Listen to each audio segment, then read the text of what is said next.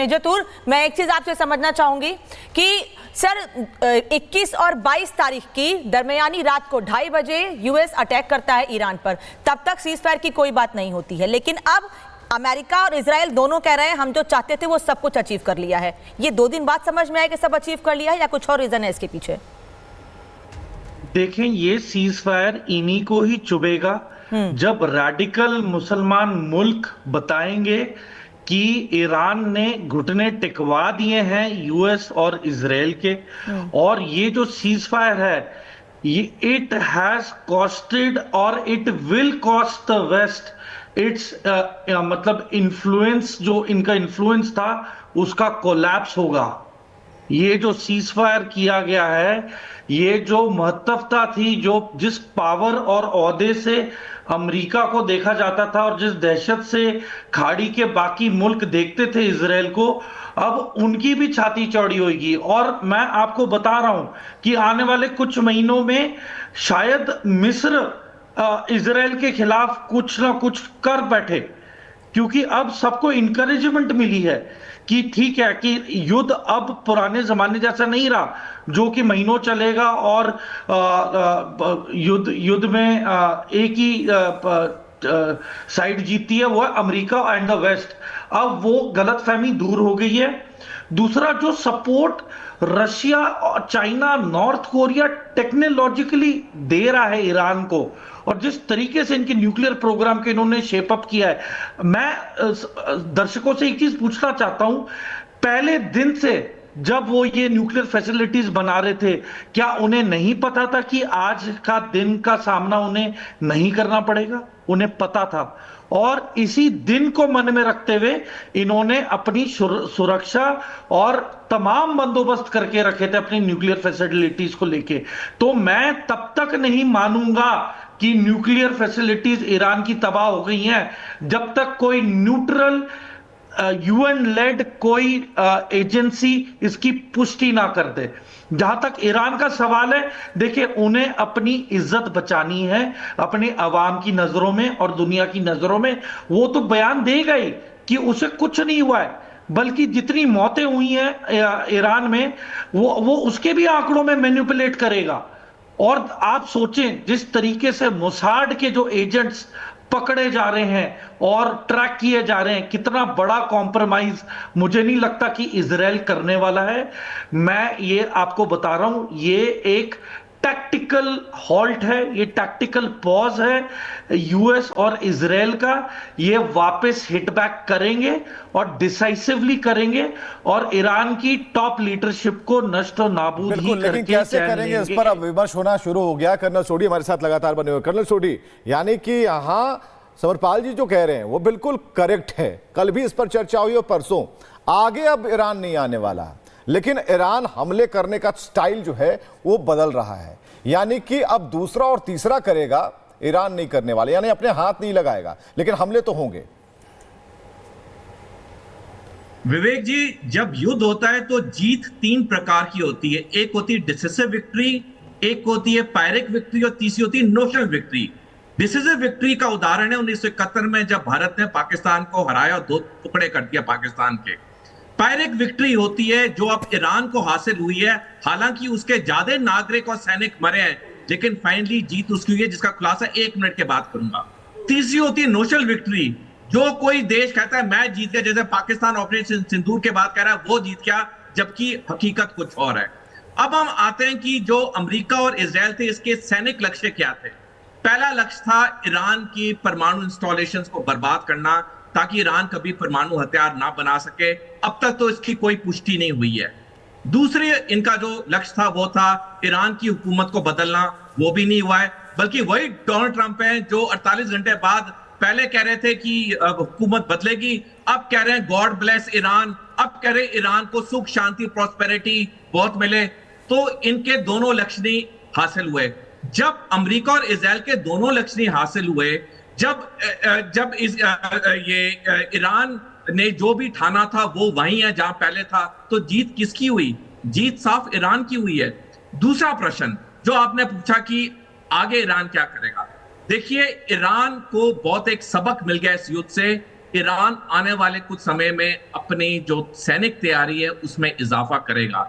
Iran को पता है कि इजराइल कुछ ना कुछ करेगा, लेकिन उसके लिए भी वक्त लगेगा। आज इजराइल बहुत कमजोर सिचुएशन में है। उसकी जो राजधानी टेल अवीव वो 1/3 बर्बाद हो चुकी है। जो 18 महीने से इजराइल गाजा पट्टी में कर रहा था वो 12 दिनों में ईरान ने इजराइल में किया है। मेजर तूर, मैं एक चीज आपसे समझना चाहूंगी कि सर 21 और 22 तारीख की दरमियानी रात को 2:30 बजे यूएस अटैक करता है ईरान पर। तब तक सीज फायर की कोई बात नहीं होती है, लेकिन अब अमेरिका और इजराइल दोनों कह रहे हैं हम जो चाहते थे वो सब कुछ अचीव कर लिया है। ये 2 दिन बाद समझ में आया कि सब अचीव कर लिया है या कुछ और रीजन है इसके पीछे? देखें, ये सीज फायर इन्हीं को ही चुभेगा जब रैडिकल मुसलमान मुल्क बताएंगे कि ईरान ने घुटने टिकवा दिए हैं यूएस और इजराइल के। और ये जो सीज फायर है ये इट हैज कॉस्टेड और it will cost the west its मतलब इन्फ्लुएंस, जो इनका इन्फ्लुएंस था उसका कोलैप्स होगा। ये जो सीज फायर किया गया है, ये जो महत्वता थी, जो जिस पावर और ओहदे से अमेरिका को देखा जाता था और जिस दहशत से खाड़ी के बाकी मुल्क देखते थे इजराइल को, अब उनकी भी छाती चौड़ी होगी। और मैं आपको बता रहा हूं कि आने वाले कुछ महीनों में शायद मिस्र इजराइल के खिलाफ कुछ ना कुछ कर बैठे, क्योंकि अब सबको इंकरेजमेंट मिली है कि ठीक है कि युद्ध अब पुराने जमाने जैसा नहीं रहा जो कि महीनों चलेगा और युद्ध में एक ही साइड जीतती है, वो है अमेरिका एंड द वेस्ट। अब वो गलतफहमी दूर हो गई है।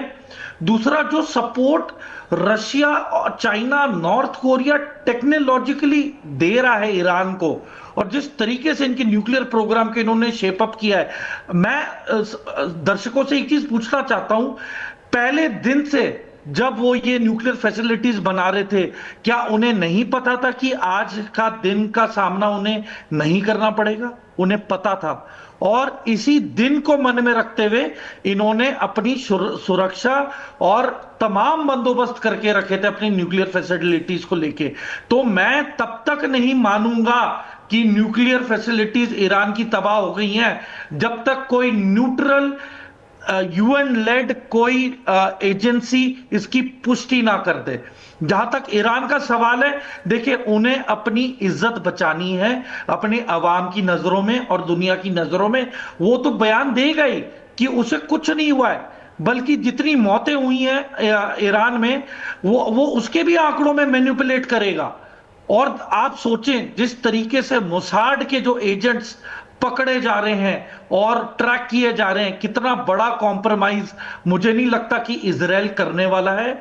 मैं ये आपको बता रहा हूं, ये एक टैक्टिकल हॉल्ट है, ये टैक्टिकल पॉज है यूएस और इजराइल का।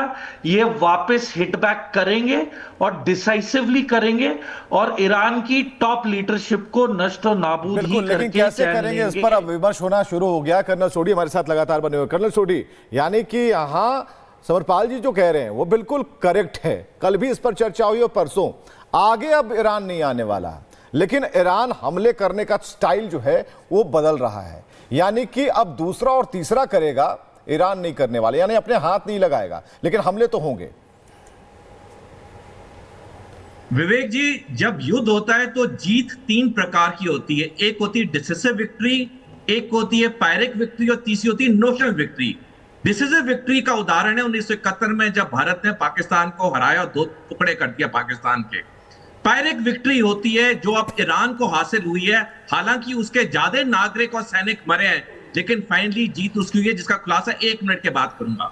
तीसरी होती है नोशनल विक्ट्री, जो कोई देश कहता है मैं जीत गया, जैसे पाकिस्तान ऑपरेशन सिंदूर के बाद कह रहा है वो जीत गया, जबकि हकीकत कुछ और है। अब हम आते हैं कि जो अमेरिका और इजराइल थे, इसके सैनिक लक्ष्य क्या थे। पहला लक्ष्य था ईरान की परमाणु इंस्टॉलेशंस को बर्बाद करना, ताकि ईरान कभी परमाणु हथियार ना बना सके। अब तक तो इसकी कोई पुष्टि नहीं हुई है। दूसरे इनका जो लक्ष्य था वो था ईरान की हुकूमत को बदलना, वो भी नहीं हुआ है, बल्कि वही डोनाल्ड ट्रंप है जो 48 घंटे बाद पहले कह रहे थे कि हुकूमत बदलेगी, अब कह रहे हैं गॉड ब्लेस ईरान, अब कह रहे हैं ईरान को सुख शांति प्रॉस्पेरिटी बहुत मिले। तो इनके दोनों लक्ष्य नहीं हासिल हुए। जब अमेरिका और इजराइल के दोनों लक्ष्य नहीं हासिल हुए, जब ईरान ने जो भी ठाना था वो वही है जहां पहले था, तो जीत किसकी हुई? जीत साफ ईरान की हुई है। दूसरा प्रश्न जो आपने पूछा कि आगे ईरान क्या करेगा, देखिए ईरान को बहुत एक सबक मिल गया इस युद्ध से। ईरान आने वाले कुछ समय में अपनी जो सैनिक तैयारी है उसमें इजाफा करेगा। ईरान को पता है कि इजराइल कुछ ना कुछ करेगा, लेकिन उसके लिए भी वक्त लगेगा। आज इजराइल बहुत कमजोर सिचुएशन में है। उसकी जो राजधानी टेल अवीव वो 1/3 बर्बाद हो चुकी है। जो 18 महीने से इजराइल गाजा पट्टी में कर रहा था वो 12 दिनों में ईरान ने इजराइल में किया है।